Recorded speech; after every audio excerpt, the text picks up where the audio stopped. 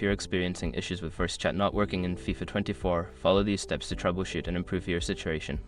This guide will help you identify and resolve common problems. Step 1. Check your microphone settings. Ensure that your microphone is properly connected and recognized by your device. Go to your device's sound settings and verify that the microphone is set as the default input device. Step 2. Adjust in-game voice chat settings. Launch FIFA 24 and navigate to the audio settings. Make sure that voice chat is enabled and that the volume levels for voice chat are appropriately set. Step 3. Update your game and device. Check for any available updates for FIFA 24 on your gaming device. Keeping your game and system updated can resolve compatibility issues that may affect voice chat functionality. Step 4. Test your internet connection. A stable internet connection is crucial for voice chat. Run a speed test to check your connection quality. If you experience issues, try resetting your router or connecting via a wired connection. Step 5. Restart the game and device.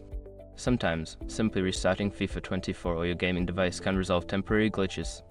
Close the game completely, restart your device, and then launch the game to see if the issue persists. By following these steps, you should be able to improve your voice chat experience in FIFA 24. If problems continue, consider reaching out to EA support for further assistance.